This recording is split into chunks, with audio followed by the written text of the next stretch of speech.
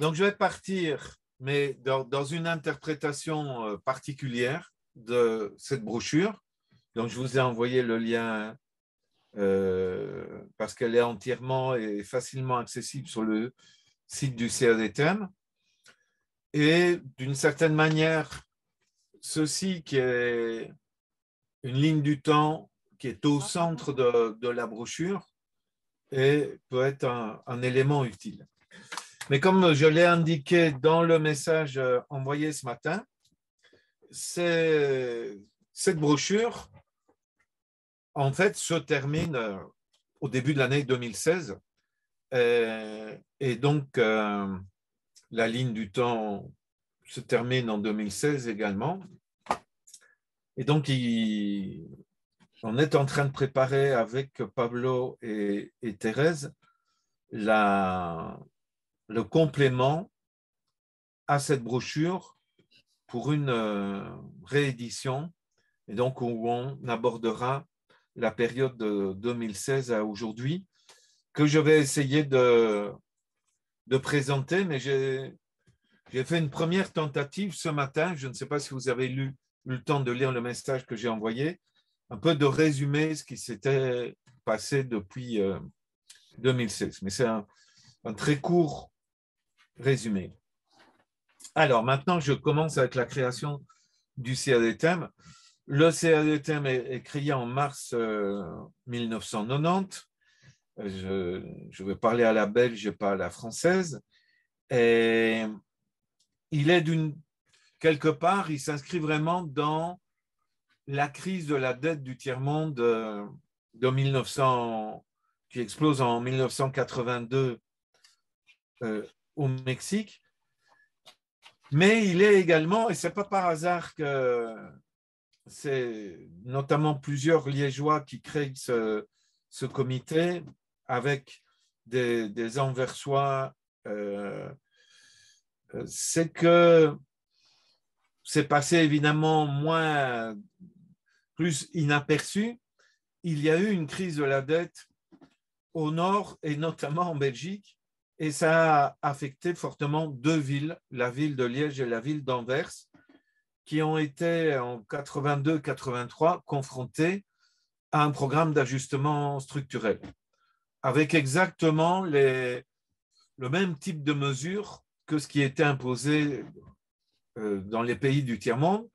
Évidemment, comme on est au nord, avec des effets moins dramatiques que dans les pays du Sud.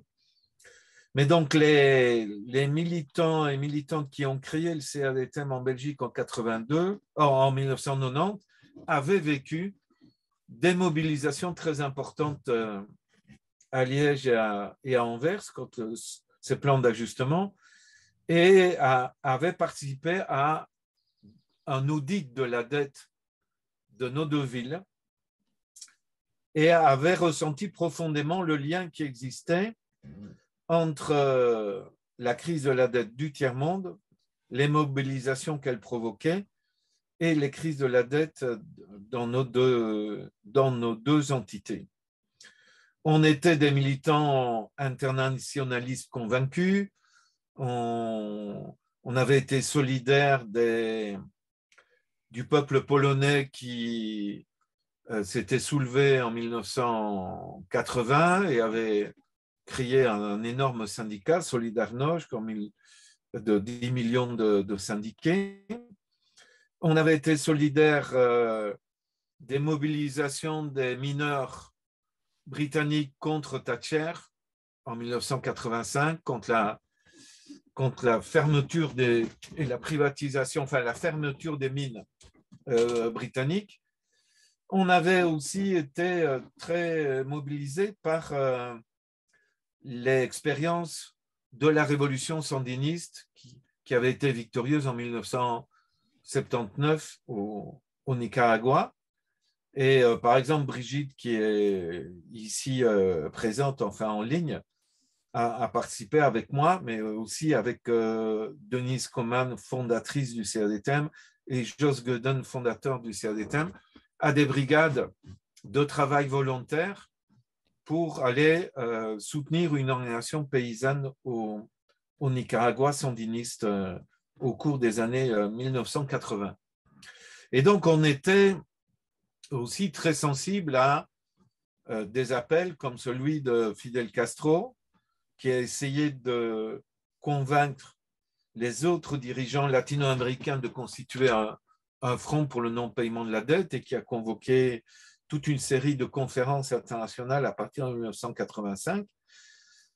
On a été aussi très sensible au fait qu'un jeune dirigeant africain, Thomas Sankara, arrive à la tête d'un gouvernement du changement en 1983-84 et s'engage lui-même pour l'annulation des dettes et dans la tentative de créer un front des gouvernements africains pour le non-paiement de la dette. Et comme vous le savez, il a payé de sa propre vie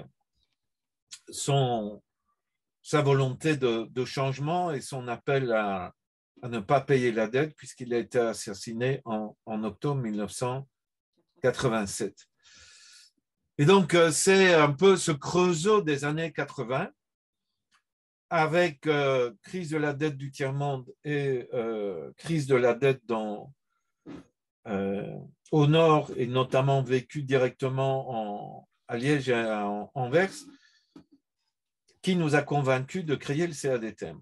Et puis, il y a aussi un événement, c'est en France, en 1989, François Mitterrand convoque le G7 à l'occasion du bicentenaire de la Révolution française et provoque un véritable scandale parce que inviter ce que nous avons désigné comme les seigneurs, en faisant référence aux aristocrates et aux seigneurs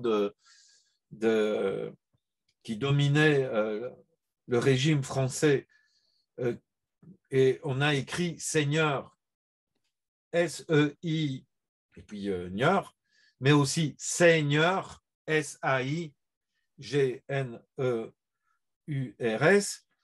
On a dit Mitterrand convoque les seigneurs et les seigneurs du G7 et c'est une vraie provocation. Et donc, des gens comme le chanteur Renaud Séchant, l'écrivain Gilles Perrault, qui est moins connu maintenant, mais qui était très connu à l'époque, et alors des organisations politiques comme la Ligue communiste et une série d'autres organisations, puis le mouvement de solidarité tiers-monde, le CETIM en France, se sont coalisés pour créer une campagne qui s'est appelée « Ça suffit comme si » et convoquer une grande mobilisation autour du 14 juillet 1989. Donc tout ça, c'est le contexte dans lequel le CADTM est créé. Le CADTM est créé comme une organisation belge, c'est clairement dans ses statuts, mais vu qu'on a participé de manière active à une série d'événements internationaux et qu'on produisait des livres et des publications qui trouvaient un écho en Afrique, à Haïti, et puis traduites dans d'autres langues en Amérique latine et en Asie, progressivement, le CADTM, sans qu'il y ait un plan établi, a trouvé un tel écho que des militants et des militantes d'autres pays ont demandé à pouvoir créer un CADTM dans leur propre pays. C'était assez étonnant. Donc, on recevait des coups de fil ou des visites ou des lettres ou des fax, parce qu'on communiquait par fax à l'époque, il n'y avait pas Internet, de personnes qui, dans certains cas, nous étaient inconnues et nous disaient « Est-ce qu'on peut créer un CADTM ?» Et donc, c'était le cas, par exemple, au Togo, qui vivait sous une dictature. Par contre, au Sénégal, là, on avait fait plusieurs voyages, y compris Brigitte qui est en ligne. Elle n'a pas été simplement au Nicaragua, elle est allée aussi au Sénégal. Et là, s'est créé un CADTM Sénégal. Je pense que c'était en 98. Un CADTM Togo en 98 ou en 99. Une organisation indienne a demandé son adhésion. Elle s'appelait VAC et elle était basée à Bombay, Mumbai, si on prend la dénomination en Inde.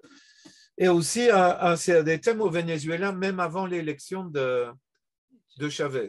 Donc Chavez a été élu en décembre 98 et un CADTM est né au Venezuela à l'été 98 parce que j'avais été invité à l'été 1997 par le Parlement vénézuélien et j'avais eu toute une série de contacts au Venezuela. Mais là, on n'avait pas de réseau, on avait des organisations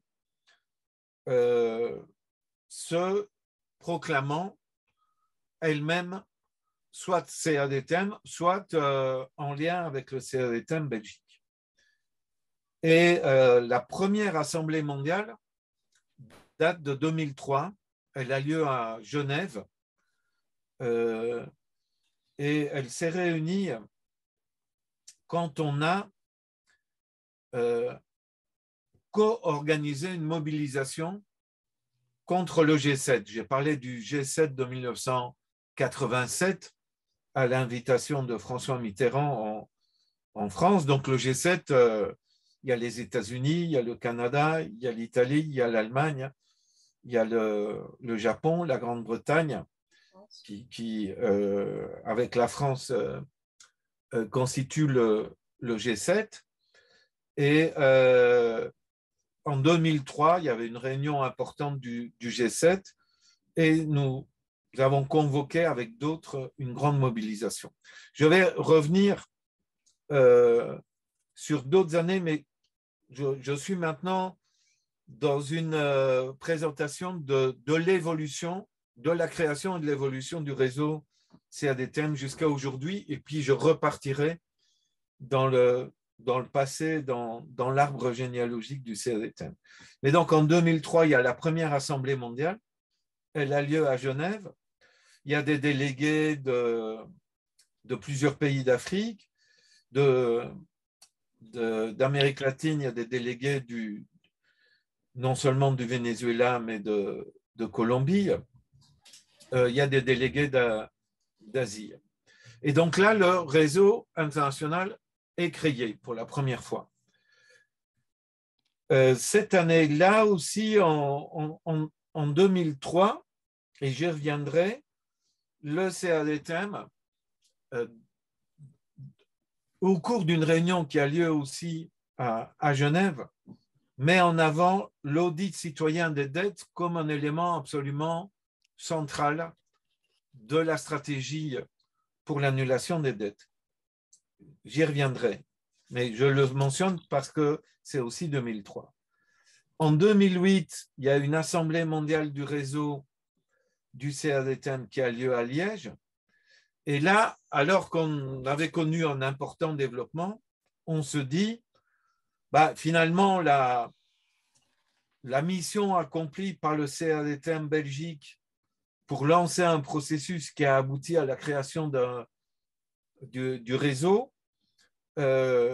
toute une étape historique est quelque part arrivée à un moment, un nouveau moment, un moment charnière, et on devrait essayer de passer le flambeau à une organisation du Sud. Puisqu'on s'appelle Comité pour l'annulation de la dette du tiers-monde, ce serait pas mal du tout qu'une organisation du Sud assume le secrétariat international du réseau.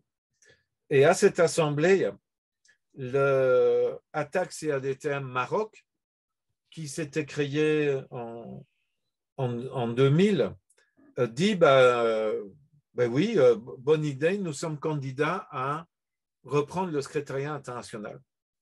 Alors on dit, OK, on va voir ça et on va essayer de préparer les conditions du transfert.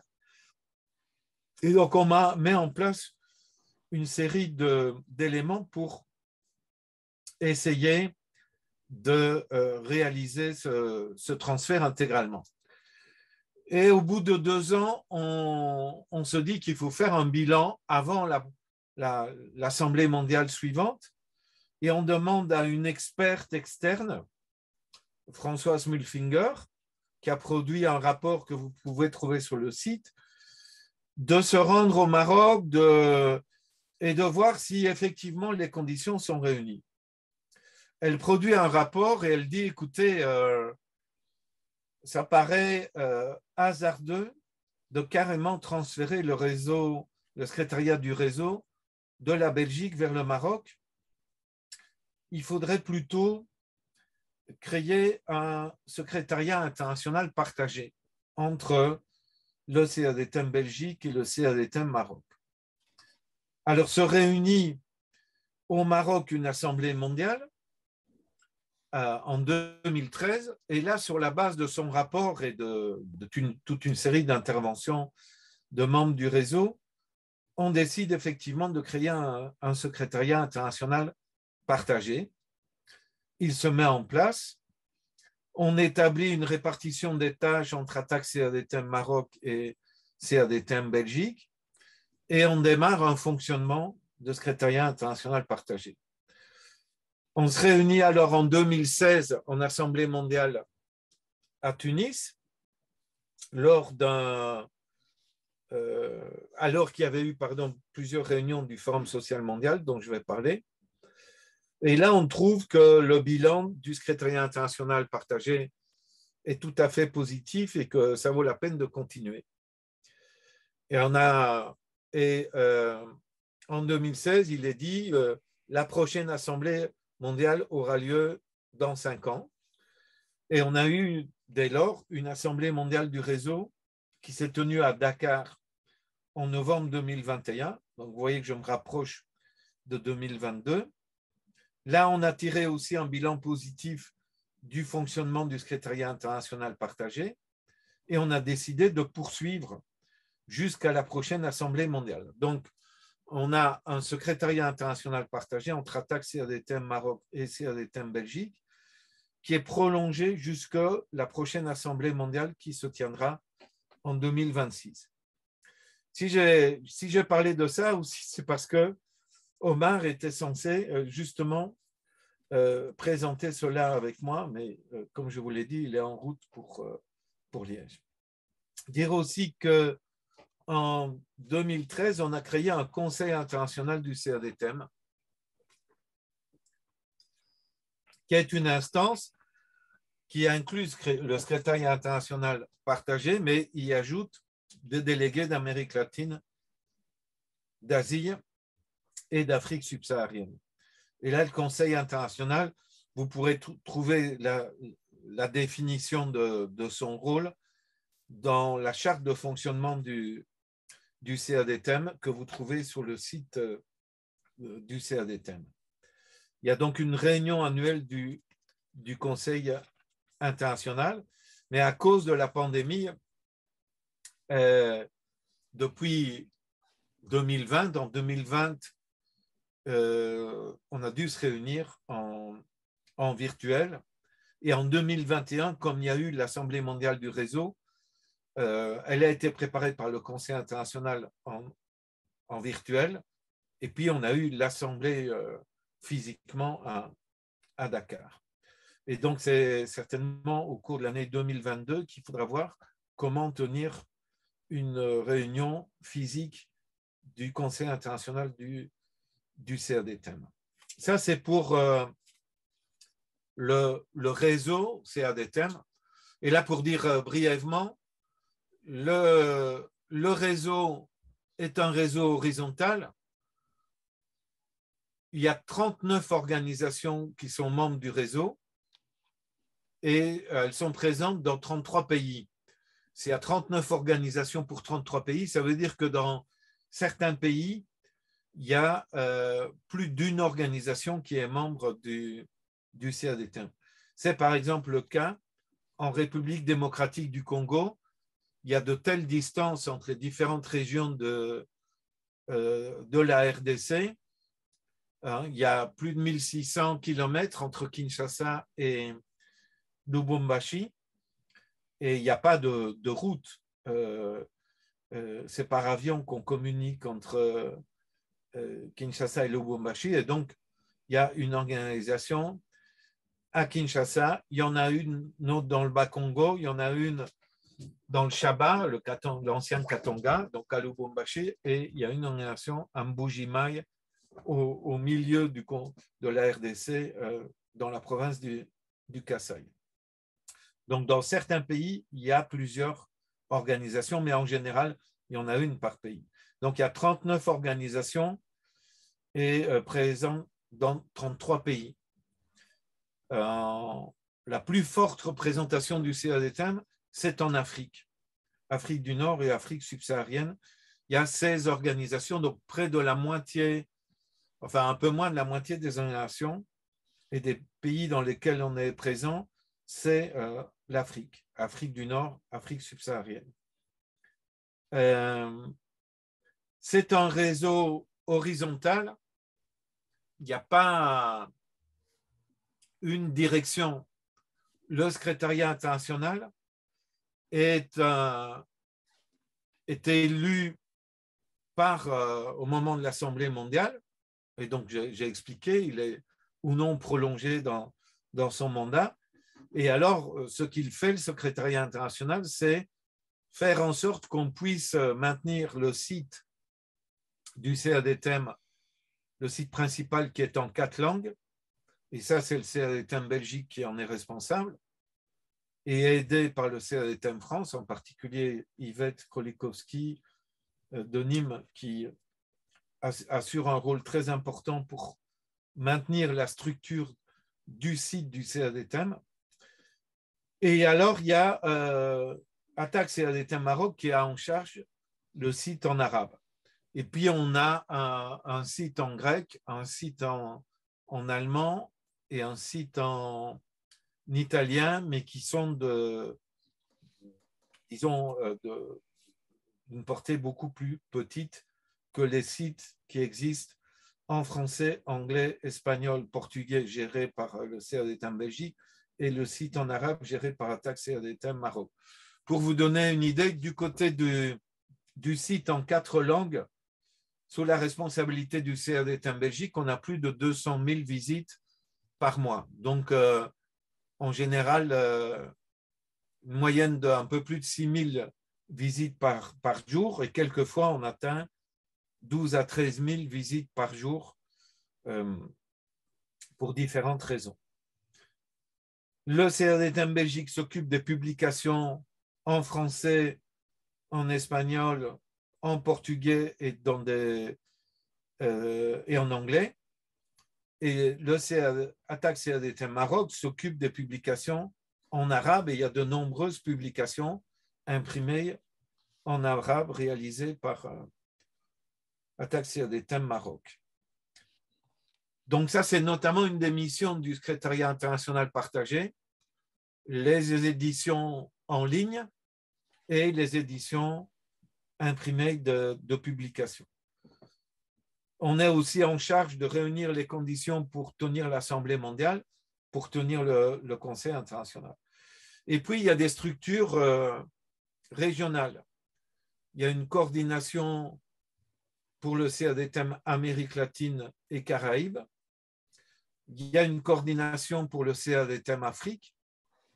C'est les 2 grandes coordinations, on va dire, régionales qui renvoient à une présence importante dans ces 2 régions-là. Il n'y a pas de coordination CADTM Europe. On a essayé. Ça a fonctionné un peu en 2010, 2011, 2012 et pour le moment, depuis 2013, ça ne fonctionne plus. Et on va se poser la question d'éventuellement remettre ça sur pied. Et en Asie, on a une présence dans 2 pôles de l'Asie, l'Asie du Sud, avec des organisations membres au Pakistan, en Inde. Et en fait, c'est au Pakistan et en Inde. Et on a une vraie présence, mais pas avec de véritables organisations membres. On a une présence au Bangladesh et au Sri Lanka. Et puis, on est dans un tout autre pôle de l'Asie qui est le Japon, où Attac Japon est membre du réseau CADTM. Et donc, c'est une énorme distance entre les deux et on n'a pas de coordination régionale pour l'Asie, mais on a par contre des ateliers régionaux Asie du Sud qui ont lieu une fois par an. Tout comme du côté de l'Amérique latine, il y a un atelier régional Amérique latine Caraïbes qui se déroule et le dernier vient de se dérouler à Mexico à la fin avril, début mai de 2022. Le prochain atelier régional Asie du Sud aura lieu au Sri Lanka, soit en novembre, soit en décembre de 2022. Et l'Assemblée générale du CADTM Afrique, elle a eu lieu avant l'Assemblée mondiale qui s'est tenue à Dakar, et donc elle a eu lieu quelques jours avant à Dakar pour profiter de la présence des délégués qui venaient à l'Assemblée mondiale. Pour l'Europe, il y a tous les 2 ans, normalement, une université du CADTM Europe qui a lieu généralement en Belgique. Et donc, il faudra voir si en 2023, on prévoit une nouvelle université du CADTM Europe. En tout cas, il n'y en aura pas en 2022. Donc ça, c'est à propos du réseau mondial, de sa composition, de son fonctionnement. Et je rappelle, vous avez la charte de fonctionnement du CADTM qui est sur le site et vous avez la charte politique du CADTM qui est sur le site. Et la charte politique, au départ, c'était un texte qu'on appelait l'appel de la Bastille, adopté en juillet 1989 à Paris, dans le cadre que je vous ai décrit. Cet appel de la Bastille a été tout à fait modifié et élargi entre 2008, l'Assemblée mondiale qui a eu lieu à Liège, et une mini-assemblée qui a eu lieu en janvier 2009 à Belém au Brésil. Et puis, elle a été remodifiée, cette charte politique mondiale, à Dakar en 2021. Donc, la charte n'est pas quelque chose gravé dans le marbre. La charte politique évolue, y compris en fonction de l'évolution du CADTM. En 89, c'était la dette du tiers-monde. En 2009, on a commencé à intégrer les aspects de dette mondiale et puis c'est surtout en 2021 qu'on a vraiment intégré dans la charte politique les dettes au sud, les dettes au nord, les dettes réclamées aux classes populaires au sud et au nord. On a aussi encore plus accentué la prise en compte de la question féministe dans la charte politique qui a toujours été présente sous la forme de lutte pour l'égalité hommes-femmes, mais qui, au gré des années, s'est accentuée dans les définitions et les propositions qu'apporte le CADTM. Bon, alors là, j'ai parlé du réseau comme tel, mais alors il faut parler des luttes.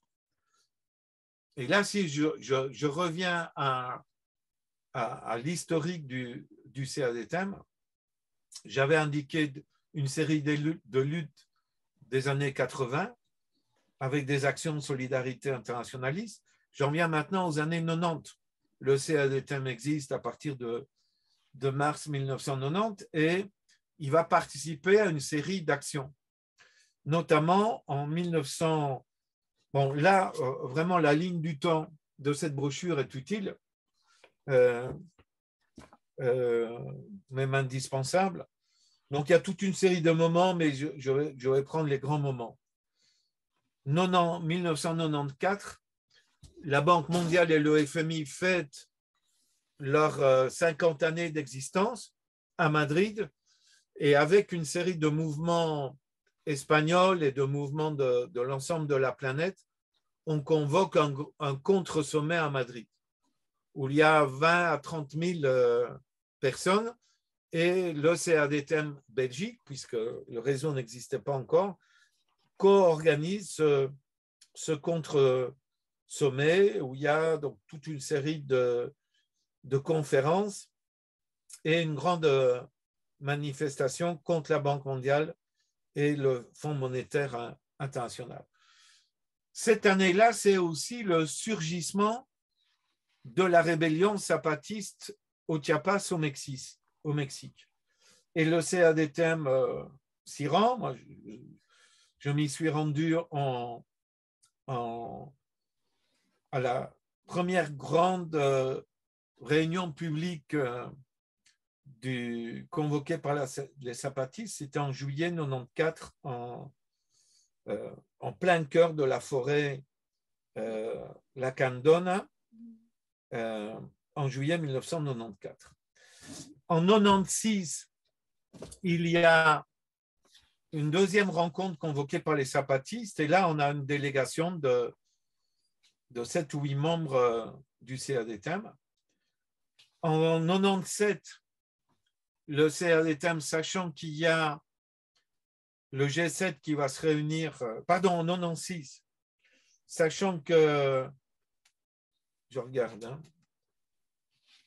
96, c'est, oui, c'est ça. En 96, de nouveau, le G7 se réunit à Lyon, et là, le CADTM se dit, on a joué un rôle à Madrid, on commence à jouer un rôle international sur la dette, on va proposer aux Français de convoquer une grande manifestation à Lyon. Les Français nous disent, bon, mais c'est très bien, mais c'est vous les spécialistes de la dette, et nous, en France, on n'est pas au mieux de notre forme. Est-ce que vous voulez bien nous aider? Et on s'est trouvé dans une situation tout à fait particulière où on a dû, à partir de la Belgique, rassembler l'argent pour payer un permanent sur Lyon, désigné en collaboration avec les mouvements français pour préparer une grande manifestation à Lyon, qui a été une réussite. Et nous, on a rempli 2 autocars qui sont partis de Belgique pour aller à Lyon. Il y a alors eu les mobilisations de 1999 sur l'OMC. Puis il y a eu en 2000 la marche mondiale des femmes. Et enfin, la création du Forum social mondial en janvier 2001. Et là, l'existence du CADTM, qui est cofondateur du Forum social mondial, a été vraiment imbriquée avec le mouvement altermondialiste. Et donc, on a eu des mobilisations de 2001, à partir de 2001, chaque année, avec le Forum social mondial. Mais en même temps, le mouvement international sur la dette s'était développé. Et en 1998-99, il y a eu une grande campagne qui a culminé au G7 de 1999 à Cologne, une grande campagne qui s'est appelée Jubilé 2000, annulation des dettes. Dans la tradition chrétienne du jubilé tous les 50 ans, où il doit y avoir une annulation généralisée des dettes. Ça fait partie de la tradition biblique. Et on a eu une grande campagne pour l'annulation des dettes sur une pétition relativement modérée parce qu'il y avait une influence du Vatican et des églises réformées, anglicanes, luthériennes, etc. Ça demandait surtout l'annulation de la dette des pays les plus pauvres. Le CADTM avait son propre appel qui était plus radical, mais on a quand même fait signer la pétition commune et on a réuni 17 millions de signatures à l'échelle planétaire. Je crois que c'est la pétition qui a reçu le plus grand nombre de signatures dans l'histoire des pétitions mondiales. En même temps, il y a eu une grande réunion du mouvement anti-dette qui a eu lieu à Cologne, juste après une énorme chaîne humaine où il y avait 35 000 personnes autour du G7. Et là, les différentes campagnes d'aide se sont réunies, le CDA-DTM, mais aussi les campagnes Jubilé 2000, où dominait l'influence, on va dire, chrétienne et l'impact quand même des positions modérées du Vatican et des grandes organisations chrétiennes, protestantes et catholiques. Et là, le mouvement qui s'était uni autour de la pétition a connu un schisme et est né Jubilé Sud, qui a rompu avec les organisations du Nord, pas avec le CADTM, qui était déjà une organisation Nord-Sud, mais avec les campagnes Jubilé du Nord, la campagne allemande, la campagne britannique, la campagne aux États-Unis, qui avaient été des campagnes fortes et qui, au moment du G7, avaient décidé de publier un communiqué de presse félicitant le G7 pour ses efforts généreux. Et ça, les nations du Sud avaient dit ben non, il n'y a pas question de féliciter le G7. Et donc est né Jubilé Sud. Je ne vais pas développer, mais progressivement, Jubilé Sud, qui avait démarré comme une organisation importante, s'est dilué, est retombé, je veux dire, comme mouvement, n'existe plus comme Jubilé Sud en Afrique et en Amérique latine, c'est principalement en Argentine, un tout petit peu au Brésil et dans 2 pays d'Amérique centrale que Jubilé Sud existe. Et une série d'organisations de Jubilé Sud ont adhéré au CADTM en Afrique et ailleurs. Et finalement, c'est le CADTM qui a émergé comme l'organisation principale, organisation nord-sud principale dans le monde des organisations luttant pour l'annulation des dettes illégitimes. Il y a dès lors le réseau mondial du CADTM sur le plan de la dette, des structures locales qui sont nées ou qui ont soutenu la dynamique de Jubilé Sud entre 99 et quelques années plus tard. Et puis alors, il y a des structures plutôt think tank,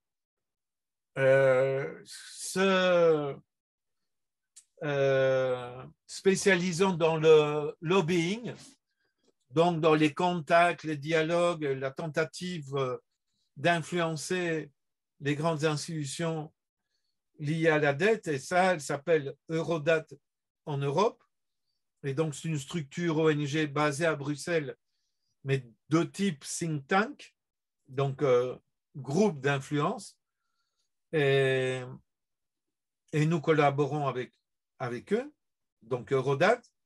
Il y a en Afrique l'équivalent qui s'appelle Afrodad, et il y a en Amérique latine l'équivalent qui s'appelle Latindad. Donc, ce n'est pas très compliqué à retenir. Eurodad, Afrodad, Latindad.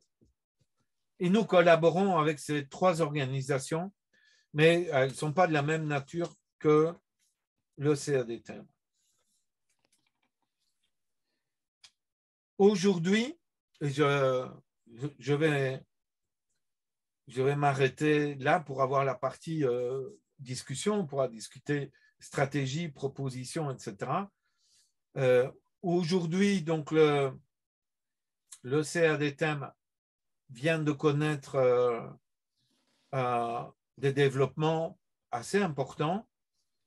Une organisation portoricaine importante vient d'adhérer au CADTM, ça s'appelle le Front citoyen pour l'audit de la dette de Puerto Rico. Donc, le Puerto Rico, c'est une semi-colonie des États-Unis dans la Caraïbe. Les portoricains ont un passeport des États-Unis, mais quand il y a les élections présidentielles, ils ne peuvent pas déposer un bulletin de vote pour élire le président des États-Unis. Ils peuvent juste élire le gouverneur de l'île. Ils peuvent élire des sénateurs et des députés au Parlement de l'île. Donc, ils sont dans un statut de semi-colonie. Et ils ont une dette, en fait, extérieure. Et donc, il y a eu un front d'audit citoyen de la dette. Il y a une grande organisation mexicaine qui vient de se créer et qui s'appelle la Promotora pour la suspension du paiement et qui vient d'adhérer il y a un mois au CADTM. On est très contents. Et du côté de l'Afrique, dans les nouvelles adhésions, il y a une organisation paysanne, membre de la Via Campesina du Kenya, qui a adhéré l'année passée lors de l'Assemblée mondiale du réseau qui a eu lieu à Dakar. Donc, on est dans une période d'extension. On est aussi dans une période d'approfondissement des collaborations avec certaines structures, comme l'organisation panafricaine WOMIN, qui est une organisation féministe entièrement dirigée, animée par des femmes, basée en Afrique du Sud et qui systématiquement travaille avec le CADTM Afrique et le CADTM international. Bon, je m'arrête là, il y aura encore beaucoup de choses à dire, mais j'ai parlé une grosse demi-heure ou 40 minutes, et donc c'est largement suffisant pour maintenant avoir une période de discussion. On avait dit qu'on terminerait au plus tard à 20h30 et il est 19h31. Donc, on a largement le temps pour des échanges. Je propose que Pablo anime la suite.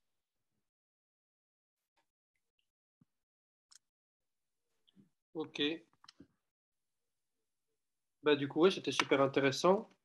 Je ne sais pas si quelqu'un a un commentaire, veut faire une intervention ou quoi que ce soit.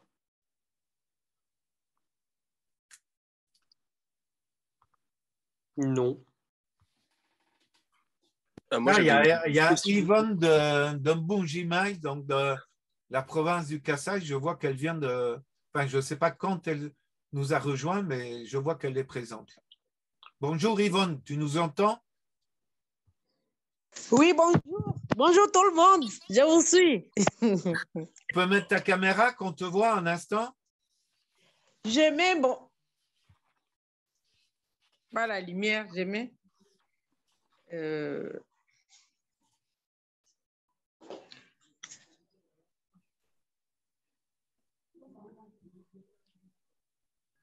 Bonjour Yvonne. On te Bonjour voit. tout le monde. Salut. Ça fait bien plaisir de te voir. Merci, moi aussi. J'ai vu l'appel, je venais à peine d'arriver, j'étais en brousse là, on était parti superviser une campagne de riposte de la rougeole qui tue les enfants ici. Bien, bien. Et donc, c'est une formation petit comité avec l'équipe, notamment la nouvelle équipe de permanents en Belgique. Donc, il y a Pablo qui anime cette réunion, qui vient de devenir permanent à mi-temps du CADTM Belgique et que tu vas apprendre à connaître. Il y a Thérèse Di Campo qui est elle aussi permanente à mi-temps du CADTM Belgique et qui connaît assez bien la RDC. Elle suit un dossier sur la réserve naturelle de Virunga au Kivu. Et il y a Maxime Perriot, qui est pour le moment basé à Grenoble et qui va devenir permanent à temps complet à partir du 1er septembre en remplacement de Rémi. Et alors, participe à cette petite formation Brigitte du conseil d'administration du CADTM Belgique, Dominique Warroquier et Mathieu Lambert, qui est un stagiaire du CADTM et qui, lui, est basé, enfin, je ne sais pas si tu es à Bordeaux, Mathieu, mais en tout cas, tu es étudiant à Bordeaux 4. Ouais, je suis actuellement à Bordeaux, oui. Et alors, je vois qu'il y a Régis, mais Régis ne parle pas et on ne le voit pas, et lui, il est à Paris. Merci, merci, bienvenue aux nouveaux membres. Nous Merci. sommes là, on est ensemble, on va se connaître. Super. Donc, est-ce que...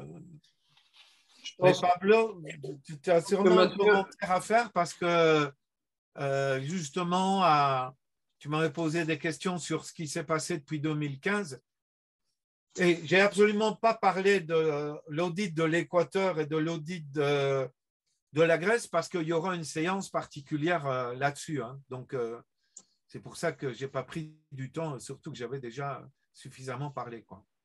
Oui, il y a quelque chose que vous avez oublié. Il y a aussi la participation au Forum du peuple qui est organisé au Mali régulièrement et le CADTM a toujours été co-organisateur. Tout à fait. Je suis bien d'accord.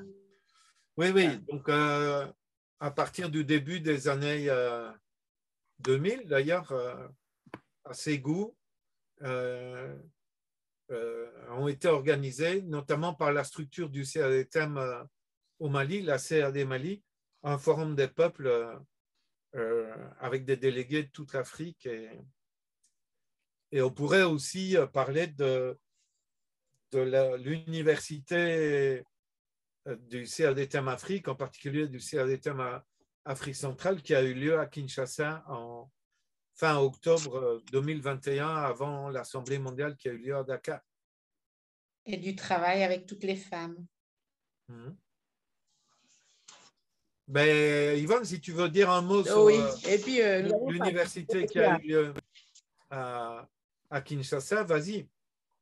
Oui, nous avons le CADTM a appuyé l'organisation de l'université CADTM Afrique à Kinshasa, qui avait réuni le délégué de l'Afrique et il y avait aussi les représentants de l'Europe qui étaient avec nous.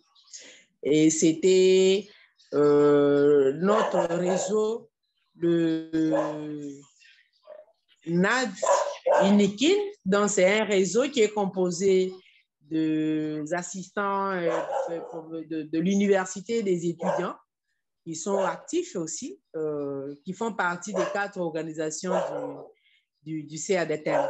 Mais avant ça, on avait encore c'était un forum sur naturel et la dette en Afrique centrale. Je pense que c'était en 2008. On avait fait ça et on avait participé à la 10e action, donc 3e action de la Marche mondiale de femmes. Donc, il avait pris toutes les délégués du CADTM et à cette occasion, on avait organisé un atelier à Bukavu, à l'est de la RDC. Donc, on avait organisé un atelier et plusieurs conférences dans des universités de la place en rapport avec la dette. Et je peux compléter par rapport aux grandes actions qu'on a pu mener ici. Et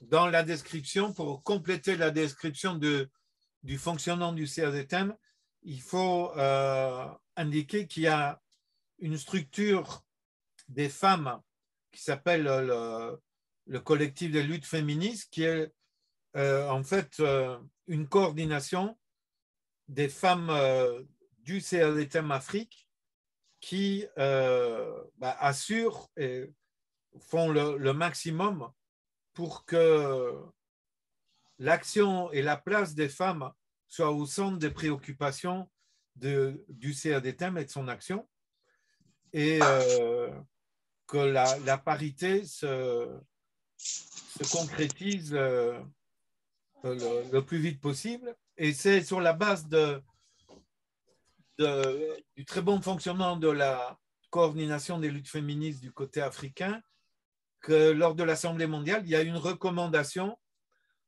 à l'égard de l'Amérique latine, de l'Europe et de l'Asie de suivre l'exemple des femmes africaines du CRDTM et de doter les autres régions du CRDTM d'une structure aussi de coordination féministe. Oui, et puis avec cette structure, on a pu organiser aussi des séminaires femmes microcrédit et dettes. Donc, le premier séminaire, donc il y a un séminaire qu'on avait organisé au Bénin. Et puis, au Mali, à l'occasion, quand nous étions partis participer au Forum du Peuple, on a pu organiser aussi on a organisé un séminaire de femmes et microcrédits au Mali. Et puis, le troisième, c'est ce qu'on venait de réaliser à Dakar. Par rapport au lead féministe au niveau de l'Afrique. Oui. Est-ce qu'il y a d'autres interventions ou questions? Allez-y. Hein. Maxime, tu veux dire quelque chose? Oui, mais je crois qu'il y a Dominique qui veut parler aussi. Vas-y, Dominique. C'est très court, mais tu as dit, Eric, que le CADTM avait évolué enfin, en intégrant au fur et à mesure différents points concernant les luttes et que tu avais cité, par exemple, le féminisme, les luttes de genre, etc. Je pense que aussi quelque chose, je trouve, qui prend de plus en plus d'importance quand on s'informe sur le site du CADTM concernant les luttes, etc., c'est la prise en compte de la dimension environnementale, écologique, au sens large, c'est-à-dire tout ce qui est la reproduction, voilà, etc., mais le maintien de conditions, etc. Parce qu'il y a un discours dominant qui est le développement durable, etc. Mais à côté de ça, il y a la dette, etc. Et donc, je trouve qu'avec les luttes menées par le SADTM et ses analyses, on comprend bien que c'est un discours quelque part vide à côté d'une destruction liée à la dette, une destruction écologique, mais au sens large, de la nature dont nous faisons partie et que les femmes sont en général censées reproduire, enfin, dont elles sont censées prendre soin gratuitement. Merci bien. Maxime? Oui, j'avais une question. Quand il y a une organisation qui rejoint le réseau, comment ça se fait concrètement? Est-ce que, par exemple, c'est plus souvent une organisation avec laquelle le réseau travaille depuis longtemps? Ou est-ce que c'est une organisation qui vient spontanément parce qu'elle connaît, demander son adhésion? Comment ça fonctionne dans la plupart des cas? Donc, en fait, c'est l'option que tu viens de dire. Généralement, c'est parce qu'il y a une collaboration préalable. Et puis, la procédure, c'est que c'est la structure régionale qui se prononce sur et qui développe, alors approfondit les rapports. Donc, par exemple, l'adhésion de l'organisation mexicaine pour évaluer si c'était possible de la concrétiser. On a tenu l'assemblée annuelle du CADTM Amérique latine et Caraïbes à Mexico pendant 2 jours, et puis on s'est réunis pendant 2 jours avec l'organisation mexicaine pour finalement valider l'intégration. Et alors, c'est l'Assemblée mondiale qui définitivement ratifie. Voilà comment ça se passe. Généralement, il y a 2 ou 3 ans de collaboration et puis adhésion, quoi. Ok, merci. Il y a d'autres interventions, questions? Je pense que Mathieu voulait prendre la parole tout à l'heure, mais je ne sais pas si... Oui, j'avais je voulais en savoir un petit peu plus sur le jubilé qui avait fait la pétition. Je voulais savoir un petit peu l'organisation, mais c'était un petit peu succinct. Enfin, j'étais pas obligé de répondre à ça. Hein. Mais c'est juste, j'avais mal compris l'organisation de comment on avait fait pour obtenir les signatures, quelle a été l'organisation, justement les ONG qui ont été impliquées. et tout ce qui s'en est suivi. Oui, je peux répondre. En fait, c'était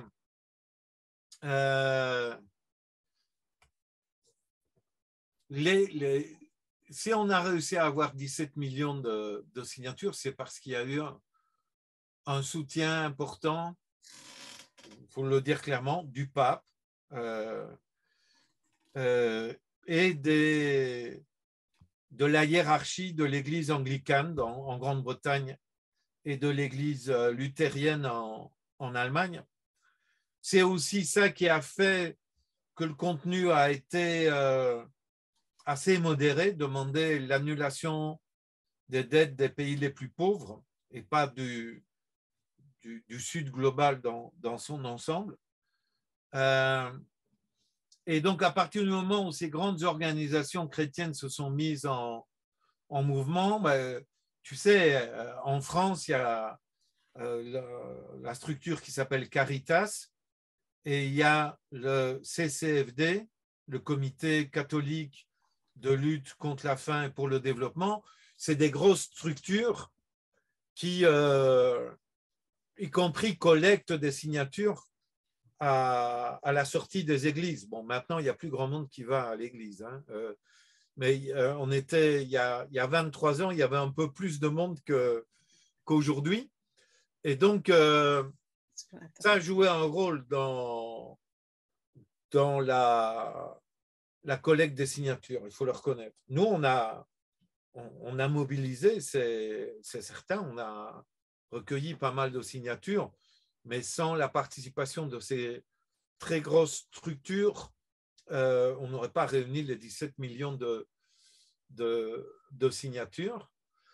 Et en même temps, si tu veux, justement, c'était force et faiblesse du mouvement, parce qu'à partir du moment où ces grosses structures très hiérarchisées ont considéré que ça y était, les promesses du G7, c'était qu'on allait, dans le cadre de ce qui s'est appelé l'initiative pour les pays pauvres très endettés, allait permettre une annulation des dettes. Elles ont dit, bon, on passe à autre chose. Et donc, c'était vraiment là un élément de faiblesse, parce que des structures qui avaient mobilisé et qui avaient eu l'ordre de mobiliser et qui avaient des permanents ont dit ah non, on ne peut plus maintenant travailler sur la dette, on travaille sur autre chose, sur un autre thème. Et donc, ça, donc, je dirais ça avait des avantages et de véritables inconvénients. Je ne sais pas si j'ai répondu à ta question. Et donc, y compris justement ce caractère hybride a produit, j'ai parlé de schisme parce que généralement, au niveau des religions, on parle de schisme. Et donc, moi, je me souviens très bien de cette réunion à Cologne, où une série de gens du Sud ont dit non, il n'est pas question de, avec nous d'ailleurs, il n'est pas question de soutenir ce que fait le G7. D'accord, ça répond parfaitement à mes questions, merci. Brigitte? Ouais.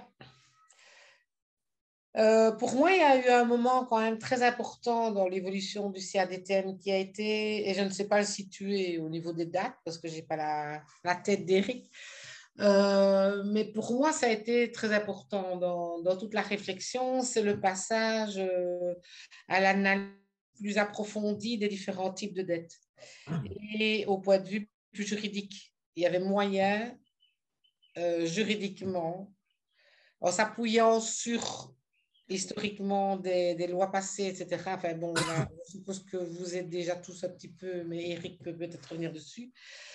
Ça n'est pas venu du jour au lendemain. Il y a eu toute une évolution. Je me souviens très bien d'un repas dans un restaurant chinois tout près des Guillemets avec, je ne sais plus en plus son nom, d'Amérique latine, où on a juriste d'Amérique latine, où on a commencé vraiment à discuter de l'illégitimité, de l'illégalité, toutes ces nuances qu'il y avait entre une dette illégale, illégitime, insoutenable et toutes ces dimensions-là. Et pour moi, tout ça a donné un élan et une autre dynamique à la réflexion du CADTM.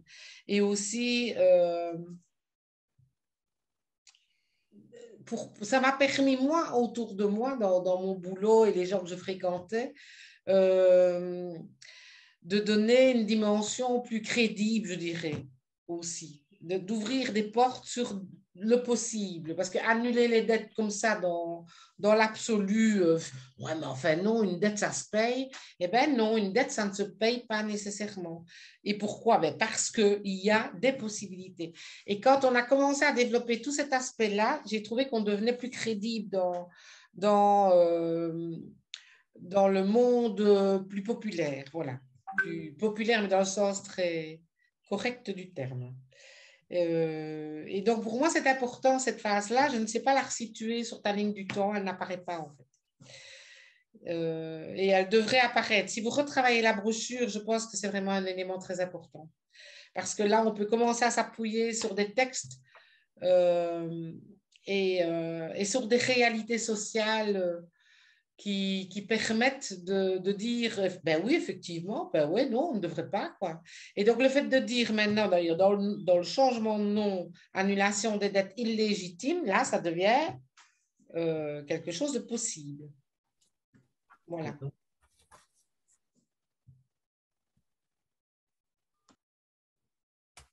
Oui, donc, je pense que ça se situe vraiment à partir de 1999.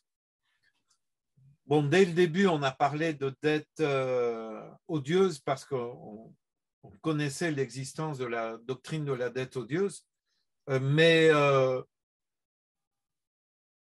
elle avait été déformée dans sa présentation. Donc, on connaissait une version de la doctrine de la dette odieuse. Et c'est surtout en 1999, en participant à un très important séminaire en Équateur avec le Centre de défense des droits économiques et sociaux, qu'on a travaillé avec des juristes nord-américains, équatoriens et autres, et qu'on a commencé à prendre en compte les arguments de changement fondamental de circonstances, force majeure, état de nécessité, et qu'on a fait appel à des notions fondamentales du droit international et de la jurisprudence. Et alors, on a commencé alors à réunir un groupe de travail sur le droit.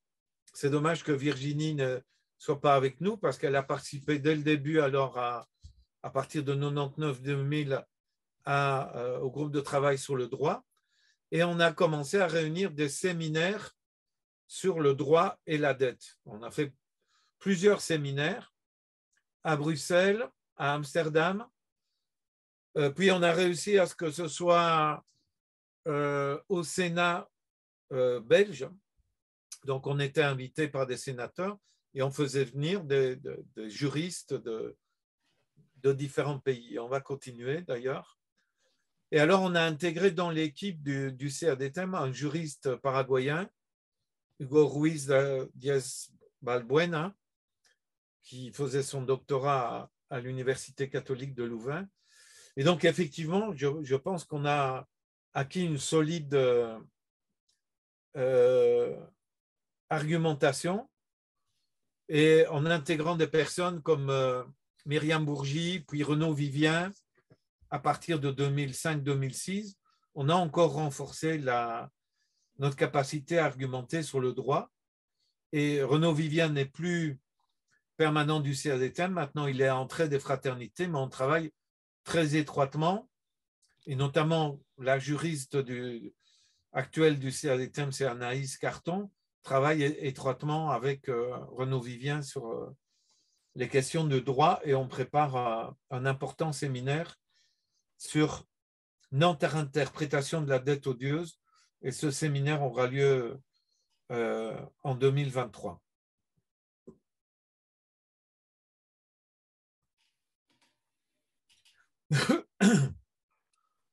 Moi, j'ai peut-être une question pour toi, Eric, parce que bah, du coup, on a parlé un petit peu des mouvements jubilés, etc. Donc, qu'on avait réussi à mobiliser énormément de monde avec une pétition qui avait recueilli 17 millions de signatures, donc notamment avec, enfin, parce qu'on s'appuyait sur les mouvements chrétiens et qu'il y avait, comme tu disais, l'appel du pape, etc. Mais donc, comme tu disais un petit peu dans la petite introduction du mail que tu nous as envoyé, on est un peu dans une période charnière où, par exemple, avec la pandémie Covid, ben, on a un petit peu les dettes publiques qui explosent. Avec la guerre en Ukraine, on a les cours des matières premières qui fluctuent et donc qui viennent un petit peu foutre le bordel, si on peut dire. On a aussi comme disait Dominique, plus la question de l'écologie, du changement climatique qui vient s'inviter et qui donc, ben, la question extractiviste, etc., consumériste qui vient aussi se poser dans le discours. Est-ce que aujourd'hui, donc, on est dans une situation où il faudrait vraiment pouvoir remobiliser un petit peu toutes ces questions et utiliser la dette pour pouvoir y répondre? Est-ce que toi, tu penses que ce serait possible et qu'est-ce qu'il faut pour réavoir des mouvements comme on a eu au moment des années 2000 où les questions du jubilé ont réussi à mobiliser énormément de monde et énormément d'organisations sur ces mêmes sujets? Oui, en fait, il y a des grands moments et il faut savoir prendre un peu de hauteur pour apercevoir des grands moments. Donc, les grands moments dans les mobilisations sur la dette, je dirais, il y a de 1985 à la fin des années 90 avec cette grande campagne jubilée. C'est un premier grand moment. Puis, il y a le grand moment du mouvement altermondialiste avec le Forum social mondial, où il y a différents thèmes, mais le thème de la dette occupe une place réelle à côté d'autres problématiques, ce qui est normal.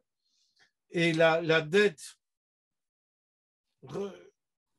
atteint un nouveau moment vraiment d'apogée dans les préoccupations avec la crise de subprime aux États-Unis, parce que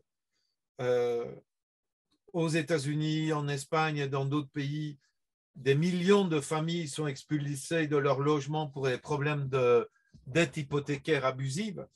Puis on s'aperçoit au nord aussi qu'il y a la question des dettes des étudiants dans une série de pays, ceux qui ont appliqué le plus radicalement le modèle néolibéral, donc de nouveau les États-Unis, la Grande-Bretagne et le Japon, par exemple. Puis il y a la crise de la dette dans la zone euro à partir de 2010 et la Grèce. Et donc là, il y a un moment fort au nord, je dirais, ça commence en 2009, mais c'est surtout 2010-2011, et ça se termine avec la capitulation grecque en juillet 2015. C'est-à-dire que de 2010 à 2015, il y a vraiment, au niveau européen, une extension des initiatives d'audit citoyen. Et puis, ça retombe. Ça ne retombe pas du jour au lendemain parce que l'Italie, qui avait commencé un peu plus tard, en 2015, qui avait commencé plus tard que 2011, en 2015, 2016, 2017, il y avait encore une dynamique et se crée le CADTM en 2016-2017. En Espagne, comme en 2015, il y a l'élection dans une centaine de villes de gouvernements du changement, de gouvernements municipaux du changement avec un poids important de Podemos. Et Podemos, c'est le fruit de la politisation du mouvement des indignés de 2011 qui avait intégré la question des dettes publiques et des dettes des ménages dans leur programme politique. Donc en Espagne, en 2015-2016, malgré la capitulation grecque, la question des dettes publiques et notamment des dettes municipales a encore un rôle. Donc je dirais, le mouvement de fonds très important sur les audits citoyens, c'est 2011, avec le début du déclin en 2015, mais le déclin il n'est pas brutal. Et donc en 2016, ça continue un peu 2017. Mais on peut dire qu'à partir de 2017, partout en Europe, c'est le creux de la vague. Et si on prend l'Europe, de 2017 à aujourd'hui, c'est une baisse constante des mouvements qui s'articulaient autour de la revendication de l'audit citoyen des dettes. Et donc, ça c'est pour le Nord, et notamment l'Europe. Du côté du Sud, j'indiquais dans mon monde ce matin qu'il y avait aussi un recul des mouvements de dette, mais ça a repris dans certains pays comme Puerto Rico, parce que Puerto Rico a été confronté en 2017, 2018, 2019 à quasiment un défaut de paiement, et l'Argentine, alors, à partir de 2019-2020.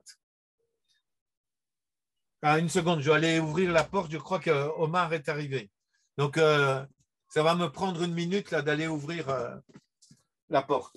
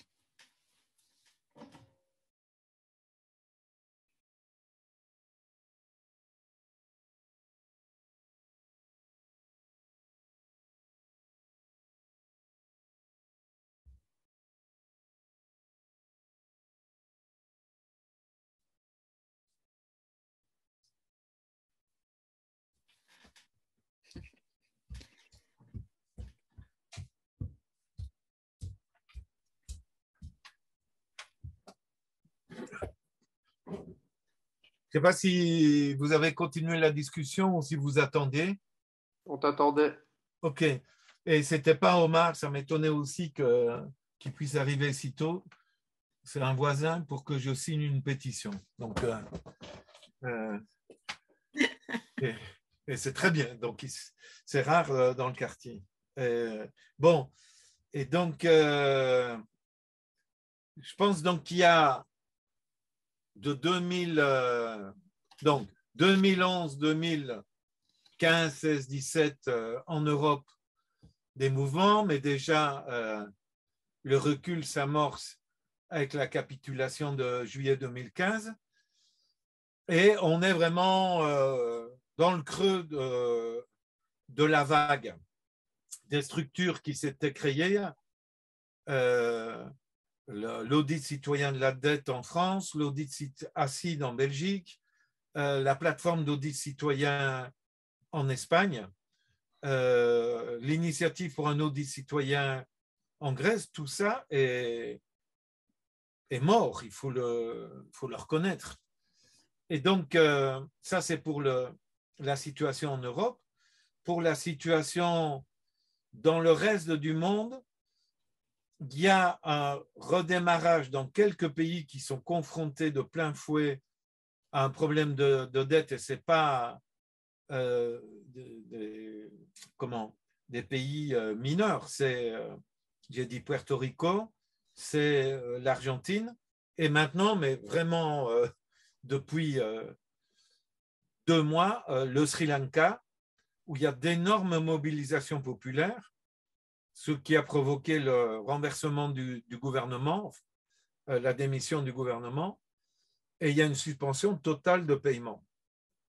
Et donc, je pense qu'on est dans une année charnière, c'est-à-dire qu'on est toujours dans le creux de la vague, mais pour différentes conditions que j'ai résumées que j'essaie de résumer dans l'email et dans l'enregistrement qu'on a fait la semaine passée avec Pablo et Thérèse, j'essaie d'expliquer pourquoi sont en train de se réunir des conditions qui peuvent aboutir à un redémarrage